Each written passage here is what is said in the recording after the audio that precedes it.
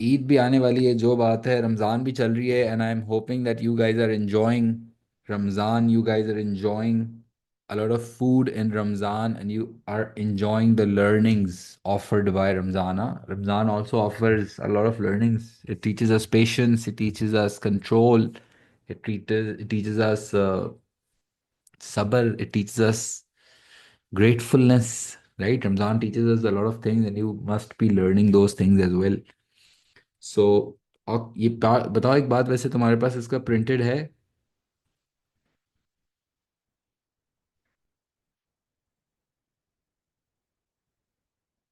ये वाला स्टार्ट करना है हमें अक्टूबर नवंबर 2023. This is a paper two exam, and we have to talk about, आज का ऑब्जेक्टिव मेनली ये है कि हम जो है आज पेपर टू की टिप्स एंड टेक्निक्स पे बात करेंगे. आज हम पेपर टू ये वाला स्टार्ट भी करेंगे, और आज की क्लास से लेके अगली कुछ क्लासेस तक हमारा ये वाला पेपर चल रहा होगा, क्योंकि जो पेपर टू है, it is quite an extensive exam, and it is also important to learn how to manage your exam. It is important to learn how to approach your exam. ठीक है, ज़ाहिर है कोर्स पढ़ना एक बात होती है और आंसर्स लिखना एक कंप्लीटली अलग बात होती है. ठीक है, हमें अपने जो भी हमारी नॉलेज है, जो भी हमारा कंटेंट है, उसको पास पेपर पे लिखते कैसे हैं, उसकी आंसर राइटिंग कैसे होती है, वो हमें सीखना होता है. It's a very important skill to learn how to write answers. सही है, तो ये जो हमारी ऑनलाइन क्लासेस हैं, पास पेपर क्लासेस हैं, इनका मकसद यही है कि हम पास पेपर अटेम्प्ट करें, और पास पेपर अटेम्प्ट करने के साथ साथ उनकी सारी टेक्निक्स को डिस्कस करें, so you can learn the techniques, right.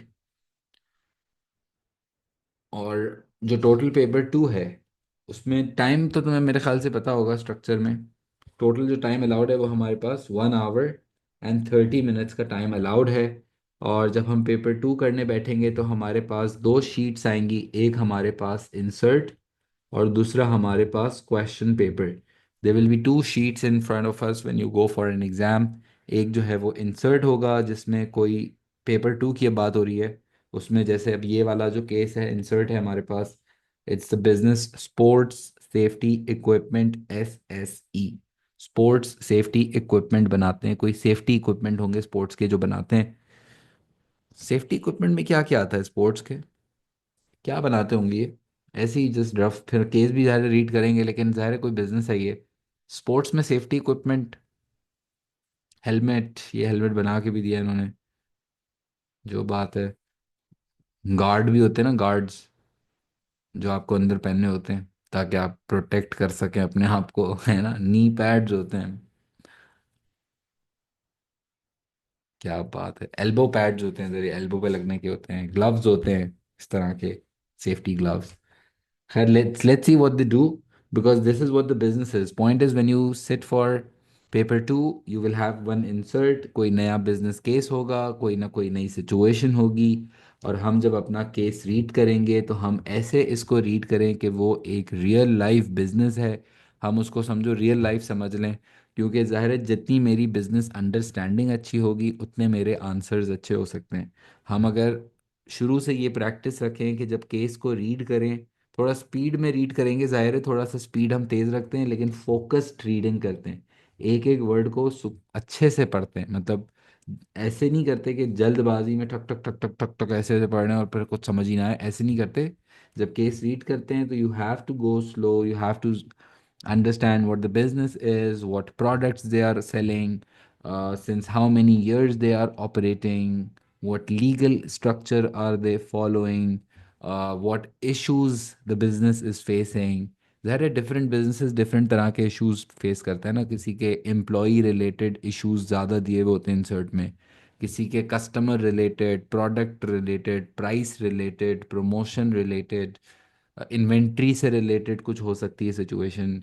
देखिए हर बिजनेस में डिफरेंट सिचुएशंस हो रही होती है ना. जैसे हम तुमने कितने बिजनेस देखे होंगे यार, जैसे खाड़ी है, सफायर है, जे डॉट है, आउटफिटर्स है, फिर अलग हैबिट फर्नीचर बिजनेस है, बहुत सारे बिजनेसेस हैं. और हर बिजनेस में कोई ना कोई सीन से स्टोरी चल रही होती है. कुछ लोग काम कर रहे होते हैं, कोई वो प्रोडक्ट बना रहे होते हैं, किसी तरह के कस्टमर को सेल कर रहे होते हैं. चाय वाला होता है लेट्स से, तो वो चाय बना रहा होता है. समझ आई, यानी कि हर बिजनेस की कोई ना कोई स्टोरी है.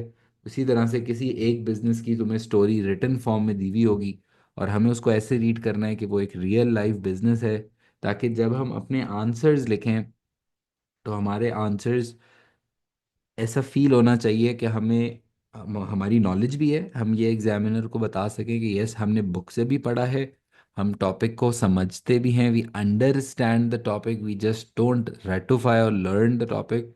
रटे लगा के नहीं बैठे हुए हैं भाई एग्जाम देने के लिए, हम समझ के बैठे हुए हैं ये बात कि अच्छा ये रियल लाइफ बिजनेस होता है जिसकी रियल स्टोरी होती है, और उसी बिजनेस से रिलेटेड जो हमारा क्वेश्चन पेपर होगा उसमें हमारे पास चार क्वेश्चंस होते हैं। क्वेश्चन 1A जो कि है वो 8 मार्क, क्वेश्चन 1B जो कि होगा 12 मार्क, फिर question number 2A which is 8 mark, question number 2B which is 12 mark, then again 3A 8 marks, 3B 12 marks, 4A 8 marks and 4B 12 marks. इस तरह से हमारे पास चार क्वेश्चंस हैं, question 1 2 3 4, and each question will have two parts, part A and part B. Part A will be of 8 marks and part B will be of 12 marks. Okay, now you should know the structure very clearly. And in order to attempt all these questions, all four of these questions, I have the time of 1 hour and 30 minutes. In this 1 hour, 30 minutes, I will have to read the case and I will have to attempt four questions. And I think that the time is quite uh, बिल्कुल I think नोक पे है, बिल्कुल ही as पे है time, थोड़ा सा मतलब कम ही है मेरे ख्याल से पेपर 2 में। तो हमें शुरू से टाइम को बड़ा अच्छे से मैनेज करना होगा, हमें टाइम को बहुत अच्छे से मैनेज करना होगा, शुरू से हमें ये सीखना होगा कि हम। और एक और बात है यार, देखो जब पेपर 2 अटेम्प्ट कर रहे होते हैं ना, when you are attempting paper 2, कुछ बच्चे ये गलती करते हैं जो बहुत फेमस गलती है, बहुत ट्रेंडिंग गलती है। वो ये कि वो क्या करते हैं, जब वो क्वेश्चन 1 अटेम्प्ट करते हैं ना तो वो स्लो स्लो लिखते हैं, और फिर जब 1B करते हैं तो यानी क्वेश्चन 1 में उनकी स्पीड स्लो होती है, फिर क्वेश्चन 2 में थोड़ी उनकी स्पीड तेज़ हो जाती है, फिर क्वेश्चन 3 में जो है वो थोड़ा उनको ख्याल आता है अरे यार टाइम शॉर्ट है, भागना है पड़ेगा, तो वो भागना फिर शुरू होते हैं, और फिर 3B में और तेज़ हो जाते हैं, और फिर 4 में तो बिल्कुल ही क्रेजी हो जाते हैं, और फिर काफ़ी बच्चे छोड़ के ही आ जाते हैं टाइम की वजह से, कुछ बच्चे होते हैं जो छोड़ के ही आ जाते हैं, 12 मार्क छोड़ दिया। ये जो है ना मेजर ब्लंडर होता है कि वो टाइम को सही से मैनेज नहीं करते हैं। The one of the most famous blunders in paper 2 is that the student is not able to manage time properly. You have to give maximum 1 minute per mark. That's like the maximum time, 1 minute per mark, which means कि अगर तुम 8 mark का सवाल, if you are attempting an 8 marker, then you give 8 minutes. If you are attempting a 12 marker, then you maximum give 12 minutes, not more than that. Okay, first 7 to 8 9 minutes में case read करना होता है, ठीक है, और case 5 minute में भी read हो जाता है वैसे, अगर एक फ्लो में तुम्हारी रीडिंग प्रैक्टिस होगी, थोड़ी रीडिंग की हैबिट रखना। केसेस तुमने ज़ाहिर है घर पे जब पास पेपर भी अटेम्प्ट और ख़ुद से करोगे, मैं भी करवा रहा हूँ ज़ाहिर है, हम इन क्लासेस में भी पास पेपर कर रहे हैं, लेकिन जितना तुम खुद से फिर पास पेपर अटेम्प्ट करना शुरू करोगे उतना जो है वो रीडिंग की हमारी हैबिट, राइटिंग की हमारी हैबिट डेवलप होगी। अगर हम सिर्फ ऑनलाइन इस क्लास में खुद मतलब मेरे साथ तो करो अच्छी बात है, लेकिन अगर खुद से भी अटेम्प्ट नहीं करोगे तो खुद से अटेम्प्ट करना, खुद से बैठ के केस रीड करना, खुद से बैठ के आंसर लिखने से जो प्रैक्टिस होती है ना वो बहुत लेवल की होती है। तो ये सबसे इंपॉर्टेंट एलिमेंट है बिजनेस का, वो जो कि तुम्हें छोड़ना नहीं है, ठीक है। तो हम केस रीड करते हैं टोटल, अब एक मेरे ख्याल से बात क्लियर है यहाँ तक सबको, ऑल क्लियर गाइस।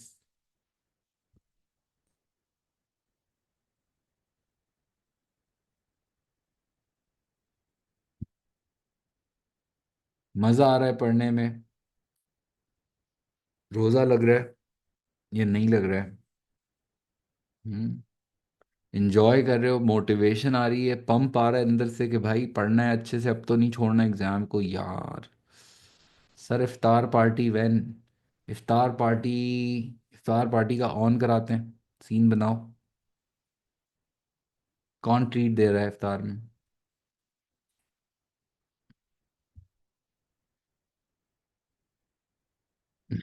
अरे, चलो केस रीड करते हैं। Sports safety equipment, SSE।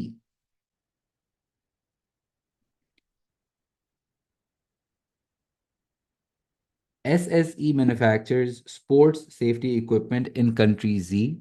It is a public limited company which has been successful for over 30 years. The main product SSE manufactures is safety helmets for different sports such as bicycle riding, cricket, and skateboarding. SSE has one large factory making the safety helmets. The factory uses flow production. The production workers each specialize in one task on the production line. SSE's raw materials are imported. Okay, so we are operating since 30 years। हमारा जो main product है वो safety helmet है। हम public limited company है, which means that we are listed on stock exchange in country G. And एक हमारे पास बहुत बड़ी फैक्ट्री है। हमारा फ्लो प्रोडक्शन मेथड चल रहा है। फ्लो प्रोडक्शन पता है ना, बहुत ही लार्ज स्केल पे जो आपका एक स्टैंडर्डाइज्ड प्रोडक्ट बनता चला जा रहा होता है। तो फ्लो प्रोडक्शन है हमारा बिजनेस। एंड हमारा जो रॉ मटेरियल है वो हम इंपोर्ट करते हैं, ठीक है। अच्छी खासी डिटेलिंग है इस पैराग्राफ में। SSE sells its helmets in several other countries and is planning to expand into many more.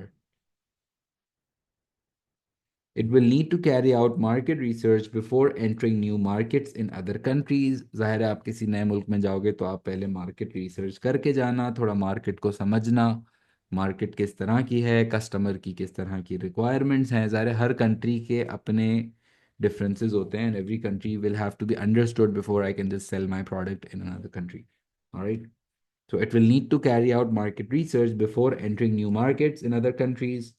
Each country has different sports that are popular, and the style of helmet varies from country to country. Okay, अभी हम काफ़ी सारे नए international customers को बेचते हैं। काफ़ी हमारे इंटरनेशनल कस्टमर्स हैं, लेकिन अभी हम काफ़ी ज़्यादा और एक्सपैंड करने की प्लानिंग कर रहे हैं। And then SSE plans to build its own factories in most important markets in other countries and will need to choose a suitable source of finance. अच्छा, तो ये कह रहा है कि अपनी खुद की फैक्ट्री भी बनानी है, ओन फैक्ट्रीज। एक तो ये कि नए मुल्क में जाना है, वहां पे बेचने के लिए हम सोच रहे हैं कि वहां पे हम अपनी फैक्ट्रीज भी बनाएं। That's a big step. हाँ, उससे तो पैसे काफ़ी सारे चाहिए होंगे। किसी नए मुल्क में जाके आप जब फैक्ट्री बना रहे हो, वहाँ कोई ना कोई जगह आप रेंट आउट करोगे, मशीनरी खरीदोगे, लोग रखोगे, फैक्ट्री स्टार्ट कर रहे हैं, कोई मजाक तो नहीं है। सो SSE plans to build its own factories in its most important markets in other countries and will need to choose a suitable source of finance. The human resource director has decided to use internal recruitment for the managers of the new factories. Internal recruitment करें। Internal recruitment कोई सवाल हो तो पूछ लेना chat में, हाँ? तुम्हें भी तुम जितने सवाल पूछोगे उतना अच्छी बात है, तुम जितना पार्टिसिपेटिव रहोगे उतनी अच्छी बात है। तुम जितना, ये चैट ऑप्शन हमारे पास है, ज़ाहिर है मैं तुम्हें फिजिकली नहीं देख सकता हूँ, क्लास ऑनलाइन है। तो तुम जितना अपने लिए अगर क्लास को इफेक्टिव बनाना चाहते हो तो तुम्हें भी सोचना होगा, तुम्हें ज़रा एनालिटिकल स्किल्स को रखना होगा, तुम्हें भी देखना होगा क्या बिजनेस है, क्या कर रहा है, इस वर्ड का मतलब क्या है। You should have questions, okay, that's important. So, the human resource director has decided to use internal recruitment for the managers. Internal recruitment का मतलब क्या होता है? What is meant by internal recruitment?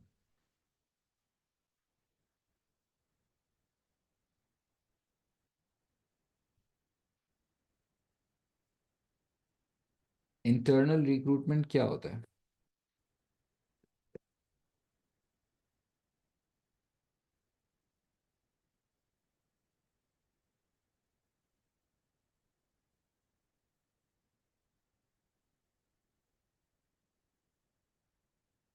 क्या होता है भाई?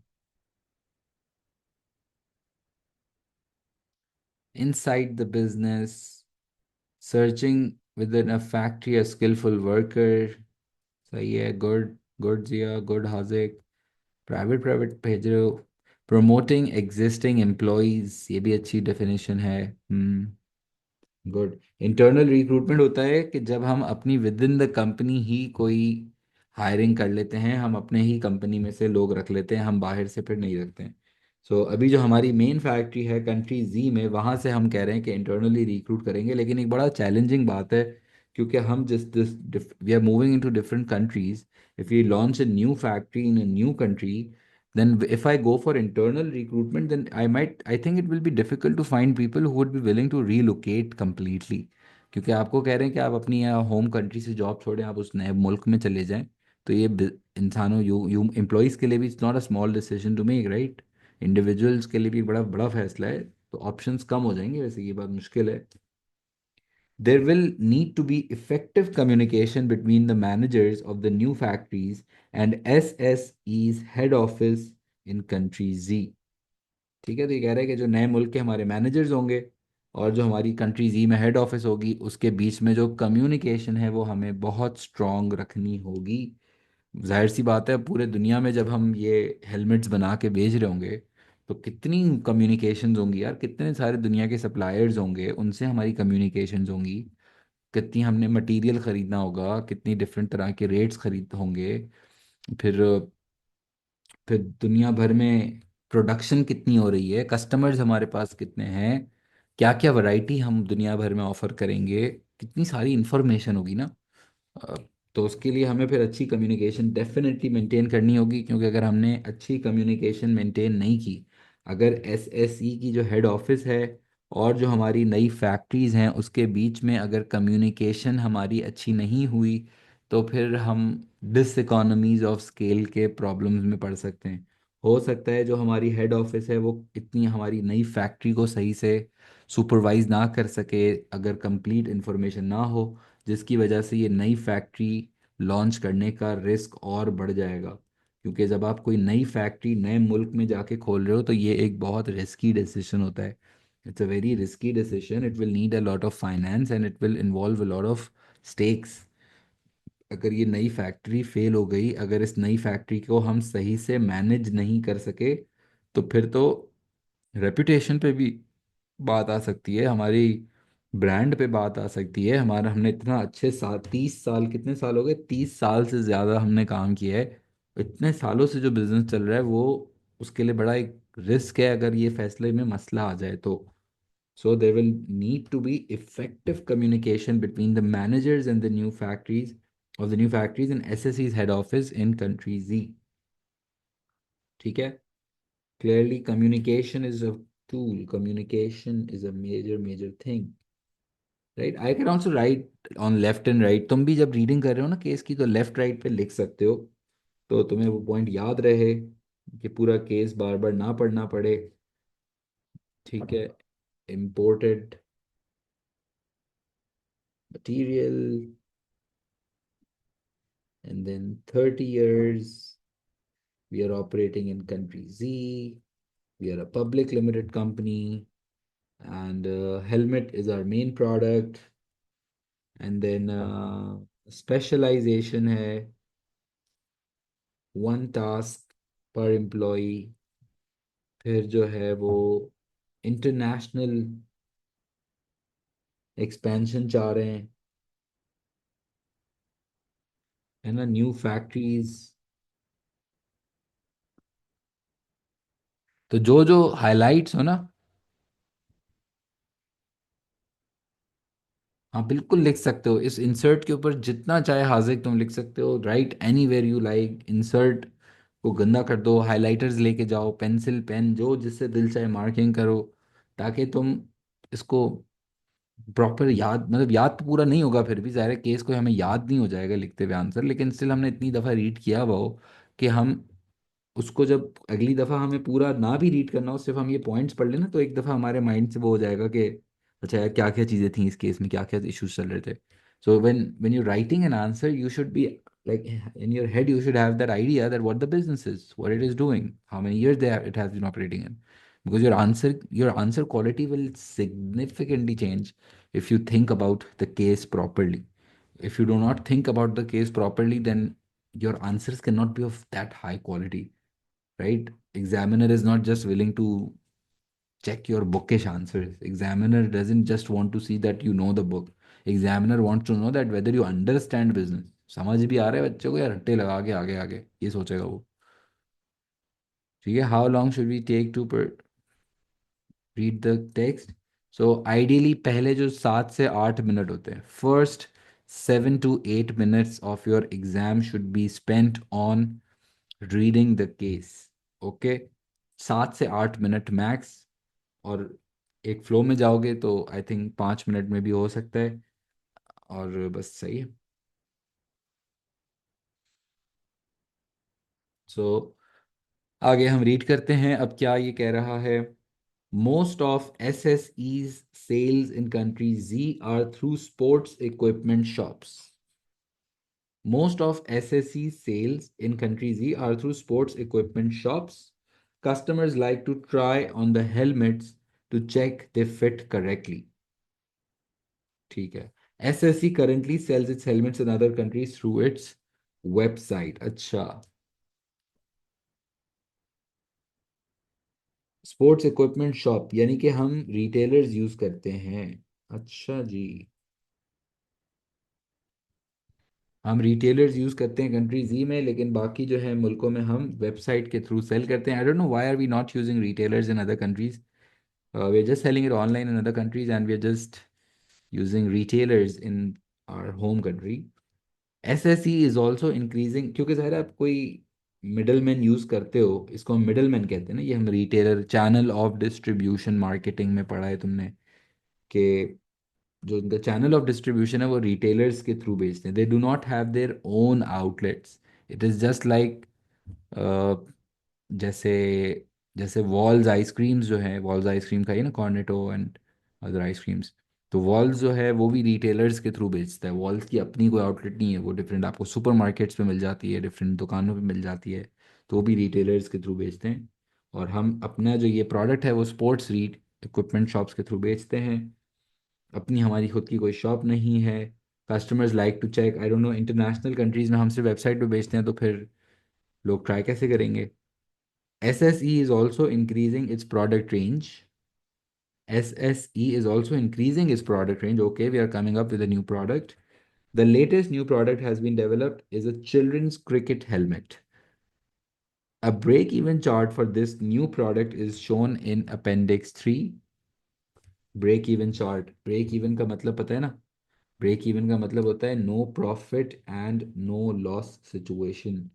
लाइक अगर हमने ये बच्चे का हेलमेट लॉन्च किया for child, cricket helmet for a child, then what will be the no profit no loss situation, and how many helmets will I have to sell in order to cover up for the total cost. मुझे पता होना चाहिए helmet launch करने से पहले कि मुझे कितने हेलमेट बेचने होंगे, if I want to cover up for the total cost of making those helmets. And ideally break even should be as early as possible. If I make an investment decision, if I invest in some business, then I will want कि मेरे जो खर्चे हैं वो जल्द से जल्द cover हो ताकि मैं ज़्यादा से ज़्यादा प्रॉफिट कर सकूँ ना. तो हर बिजनेस चाहता है कि उसका जो ब्रेक इवन पॉइंट है वो जल्द से जल्द आए ताकि वो ज़्यादा से ज़्यादा प्रॉफिट उस प्रोडक्ट से एंजॉय कर सके. And before making an investment decision, जाहिर है आप कोई नया प्रोडक्ट लॉन्च कर रहे हो, कोई मजाक नहीं है. तो प्रोडक्ट लॉन्च करना भी एक रिस्क होता है. अगर वो फेल हो जाता है तो आपकी रेपुटेशन इन्वॉल्व होती है, उसमें कितने पैसे लगते हैं. It's a big big decision. And you need to take this decision very carefully, right? You need to understand that whether that decision should be taken or should not be taken. Business जब decisions लेता है तो वो सोच समझ के लेता है ना. तो अ ब्रेक इवन चार्ट. तो खैर ब्रेक इवन जो है वो is a very useful tool. Break even is a very useful tool when launching such products and when making a big decision.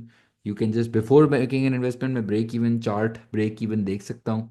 और मैं देख सकता हूँ कि यार इसमें कितना रिस्क है, इसकी सेफ्टी मार्जिन क्या है, क्या इस प्रोजेक्ट में पैसे लगाने चाहिए या नहीं लगाने चाहिए.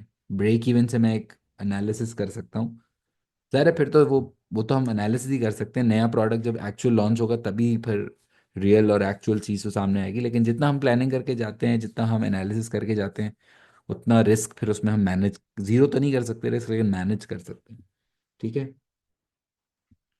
So SSE is also increasing its product range. The latest new product being developed is a children's cricket helmet. A break-even chart for this new product is shown in Appendix 3. And Appendix 3 अगर हम check करें तो Appendix 3 में हमारे पास दिया हुआ है projected weekly break even chart for SSE's new children's cricket helmet. अच्छा जी, वीकली ब्रेक इवन चार्ट है कि जो हमारा नया हेलमेट हम लॉन्च करेंगे। अच्छा, एक वीक में हमारा टारगेट है कि हम एक्स एक्सिस पे यूनिट्स आता है ना, तो हम बनाएंगे 1000 helmets in a week, right.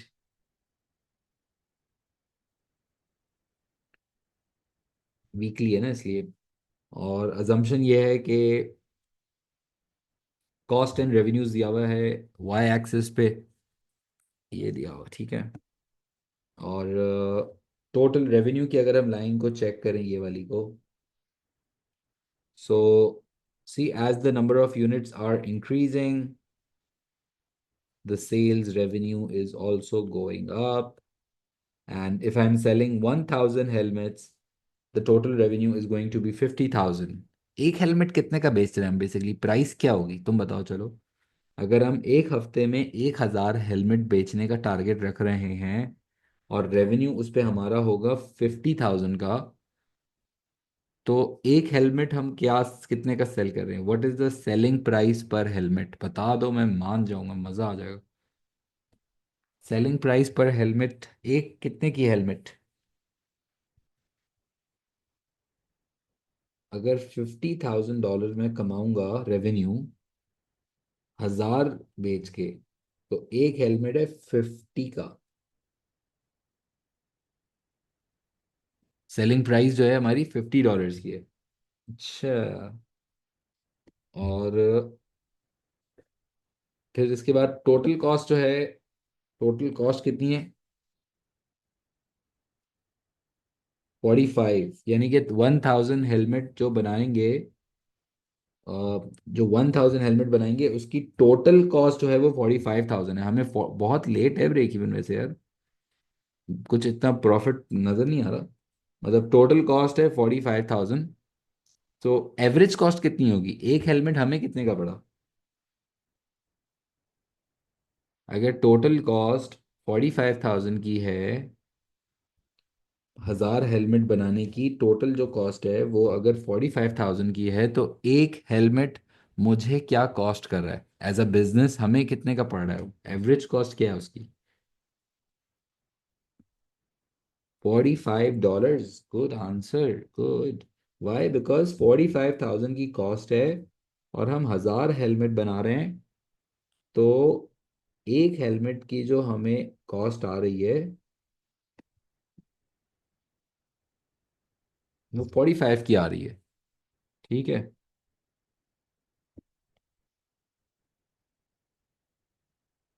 और ये जो 45,000 की टोटल कॉस्ट है, ये जो 45,000 की टोटल कॉस्ट है,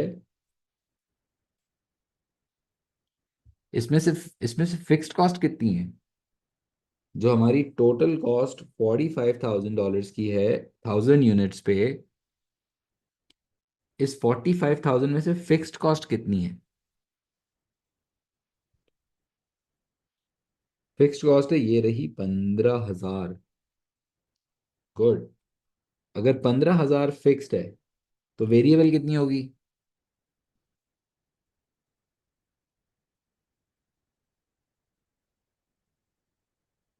वेरिएबल होगी 30,000। Good. 30,000, so $15,000 is basically the fixed cost and 30,000 is the variable cost, ठीक है। और ब्रेक इवन कितने यूनिट्स पे आ रहा है? How many units of helmet will I have to sell in order to break even?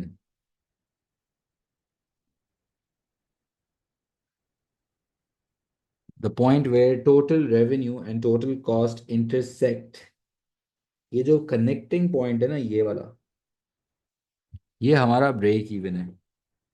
तो break even आ रहा है हमारा 750 पे। 750 यूनिट्स अगर मैंने बेच दिए, the revenue and cost will be 37,500 I guess, है ना? 40,000 और 35,000 का centre. If we are able to produce and sell 750 helmets, then the revenue and cost is going to be 37,500. And this means that out of 1,000 helmets, we will have to sell like 750. Yes, we'll have to sell 750 at least in a week in order to cover up for the total cost. And what is the margin of safety for this new project, for this new product? What is the margin of safety?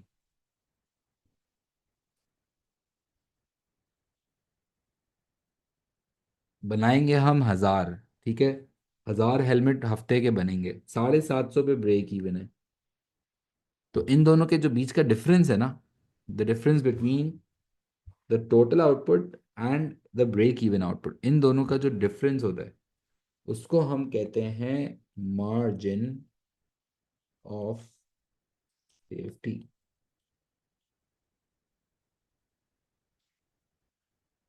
Like this is a safe zone. Even if even if I'm not able to sell this output, there will be not a loss। क्योंकि देखो, 1,000 helmet बनाने का जो खर्चा है वो 750 helmet बेचने से कवर हो जाएगा। ये लाइन समझना। एक हफ्ते में हम कितने हेलमेट बनाएंगे? 1,000। 1,000 हेलमेट हम बनाएंगे। उस 1,000 हेलमेट को जो बनाने का खर्चा है वो 750 हेलमेट बेचने से कवर हो जाएगा। And the remaining 250 helmets will give me a profit. And even if I am not able to sell this 250 units, it will still not be a loss. I will not want to not sell it. I will want to sell my entire production. Obviously, I'll want to sell all of the 1,000 helmets that I'm planning to produce. But obviously, sales आपके control में नहीं होती हैं। Practically sales आगे पीछे हो सकती हैं। जाहिर है, ये तो हमने ब्रेक इवन में अजम्पशन ली है कि हम सबका सब बेच देंगे, लेकिन प्रैक्टिकली हो सकता है कि इतनी ना भी बिकें। लेकिन इसमें सेफ्टी मार्जिन जो है ना वो 250 यूनिट्स का है। सेफ जोन हमारा 250 यूनिट्स का है। And I guess it's quite a late break even, because it's like out of 1,000 units you'll have to sell like 75% of your entire output. Like out of 1,000 helmets you'll have to sell 75% of your entire output to cover the cost, and just 25% of your output would give you the profit. And that's a risky project. It's not like सही है। थोड़ा सा हमें कोई step लेना चाहिए, जाहिर है। अगर हम इस बिजनेस को और समझा रहे हो तो हम कहेंगे कि यार आप जो $50 की प्राइस चार्ज कर रहे हो, मे बी आप अगर ब्रेक इवन पोजीशन इंप्रूव करना चाहते हो, लेट्स से अगर ऐसा कोई सवाल आ जाए, तो हम कह सकते हैं कि आप अपनी ये जो सेलिंग प्राइस है वो आप किसी तरह बढ़ाओ। $50 से आप ऊपर की तरफ ले जाओ प्राइस। किसी तरह प्राइस बढ़ाना भी मुश्किल काम होता है, definitely it's not easy to increase the price. The customers may just respond negatively. Yes, you can offer some add-on. You can maybe just improve the packaging. You can come up with a new type of color or new type of brand. Maybe do something to increase the price if that's possible. If not, then you can maybe try to cut down on average costs. You can try to cut down on your cost somehow, because it's already very high. Like just $5 is the profit per helmet. We are selling for 50 and we are हमें पड़ रहा वो 45 का है। तो किसी तरह cost कम करो। किसी तरह अगर मटेरियल जो आप यूज़ कर रहे हो उस मटेरियल में आप पैसे बचा सकते हो, कोई बल्क बाइंग करके डिस्काउंट ले सकते हो, कोई थोड़ा चीपर क्वालिटी भी लगा सकते हो, लेकिन ज़ाहिर है उसके कॉन्सिक्वेंसेस भी होंगे। ऑप्शंस हैं। फिक्स्ड कॉस्ट कम करना थोड़ा मुश्किल होता है, लेकिन अगर कोई रीलोकेट करके, कोई छोटी फैक्ट्री करके फिक्स्ड कॉस्ट कंट्रोल अगर कर सकते हैं। बट पॉइंट इज ये हमारा ब्रेक इवन दिया हुआ है, and the maximum output and sales for this product is 1,000 units per week. Okay.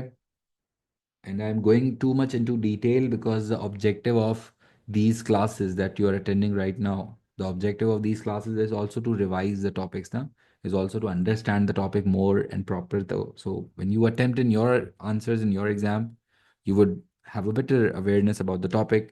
And when you're writing answers, they would be definitely better quality. That's why I'm talking too much in detail about this topic also. All right.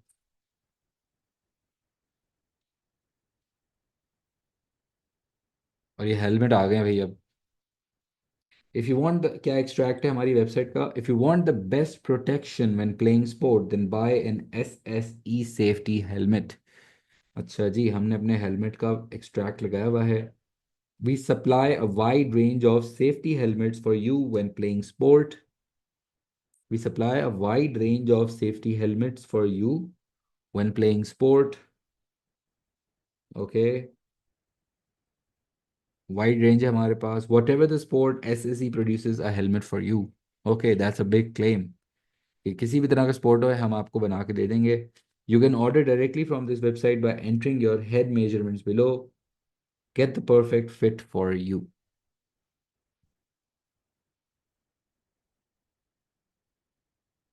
ठीक है, बहुत generic add है, मतलब कोई specifics नहीं है, लेकिन चलो सही है, ऐड दिया हुआ है हमें वेबसाइट का। और ईमेल का एक्सट्रैक्ट है हमारे पास, email from SSE's managing director to SSE's finance director. जो हमारी कंपनी के CEO साहब हैं, उन्होंने यूनिट 5, जब तुमने पढ़ा था ना फाइनेंस, उनके जो डायरेक्टर हैं बेसिकली, यूनिट 5 पढ़ा था ना तुमने, business sources of finance and cash flows and ratios and income statement and statement of financial position, वो जो सारा डिपार्टमेंट होता है वो इनके हेड हैं ये SSE के। And to finance director from managing director. Okay, the managing director has written an email to the finance director on 1st September 2023 that demand for SSE's products. Okay, it's something about demand. Demand for SSE's products in country Z is forecasted to increase. Our government has imposed import tariffs on safety helmets. We may be able to increase our prices. Wow, that's nice news. If import tariff अगर लग रहा है तो इसका मतलब है कि imported जो हेलमेट्स हैं वो महंगे हो जाएंगे। अगर अब आप बाहर से कोई ब्रांड खरीदना, फॉरेन ब्रांड खरीदते हो, तो इम्पोर्टेड हेलमेट महंगे हो जाएंगे क्योंकि गवर्नमेंट ने उस पर टैरिफ लगा दिया है। और अगर टैरिफ पता है तुम्हें, टैक्स ऑन इम्पोर्ट होता है ना, अगर आप कोई बाहर से चीज़ खरीद रहे होते हो तो उसको कहते हैं, उसके ऊपर टैक्स जो लगता है उसको कहते हैं टैरिफ।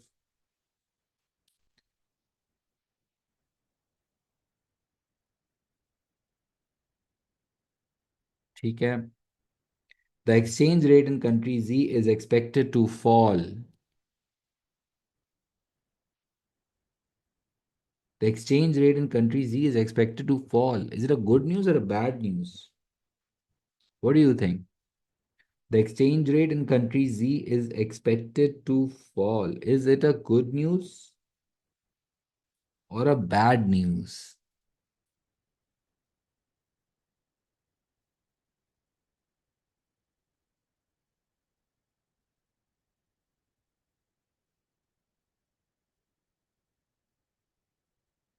It depends. हमजा कहता है depends. हाजिक क्या कहता है? Bad news. अबू हुरैरा क्या कहता है? Bad news. बताओ, बाकी तो बच्चे पार्टिसिपेट करना जरूरी नहीं समझ रहे हैं। ओ, अब मुझे समझ में आया। पार्टिसिपेट नहीं करोगे तो कैसे तुम्हें पता चलेगा कि तुम सही सोच रहे हो या गलत? Hmm. The exchange rate in country G is expected to fall. किमरा अब बोल रही है कि बैड चेंज है। अच्छा, क्या बात है भाई। सो द एक्सचेंज रेट अगर कम हो रहा है तो देखो, हम एक बात है कि हम एक्सपोर्ट भी करते हैं हमारे हेलमेट्स। ठीक है, हम एक तो बाहर बेचते भी हैं और हम रॉ मटेरियल को इंपोर्ट भी करते हैं। तो अगर हम एक्सपोर्ट करने जाएंगे, जब हम हेलमेट्स दूसरे कंट्रीज में बेचना चाहेंगे एक्सपोर्ट के वक्त, तो I think it is a good news, right? Because when I want to sell my helmet in another country, the customer from the other country would think that यहाँ से चीज़ें खरीदना सस्ता है, it's more cheaper, yes, so हमारी sales बढ़ सकती हैं, गुड, नाइस।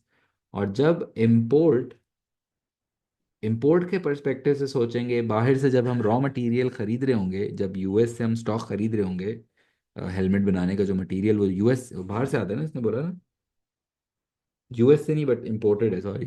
बट जब हम इंपोर्ट कर रहे होंगे मटेरियल, तो इंपोर्ट करते वक्त हमारे लिए ये एक बैड न्यूज़ है, क्योंकि जब हम बाहर से कोई चीज़ खरीदेंगे ना अब, बाहर से जब मटेरियल खरीदेंगे तो yes the import will become more expensive, क्योंकि फिर बाहर वाले मुल्क से कोई चीज़ खरीदना हमारे लिए वो और महंगा हो जाएगा, क्योंकि हमारी करेंसी की वैल्यू कम है।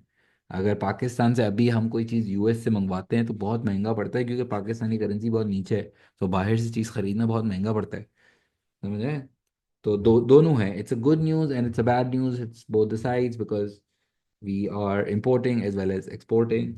And however, other countries have introduced import quotas on safety helmets. However, other countries have introduced import quotas.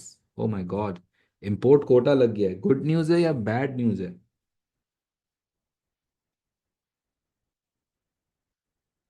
Is it a good news or a bad news? Abu Huraira कहता है बैड न्यूज, हमजा भी कह रहा है bad news, किमरा भी कह रही है बैड न्यूज। अच्छा, why bad news? Why is it a bad news?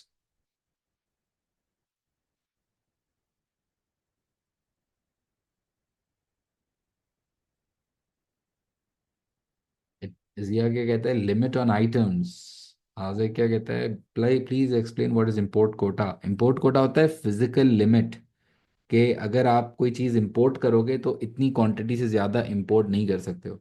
जैसे अगर मैं कहता हूँ कि अच्छा, जैसे अगर मैं कहता हूँ कि अगर मुझे पाकिस्तान में कोई गाड़ियाँ मंगवानी है बाहर से, अगर इंपोर्ट कोटा लगा दिया तो इसका मतलब है कि कोई स्पेसिफिक नंबर होगा, उससे ज़्यादा इंपोर्ट आप नहीं कर सकते। There is a physical limit to what you can import, इसको कहते हैं इंपोर्ट कोटा। ठीक है। और कैमरा क्या कहती है, because it limits our number of helmets exported. ठीक है।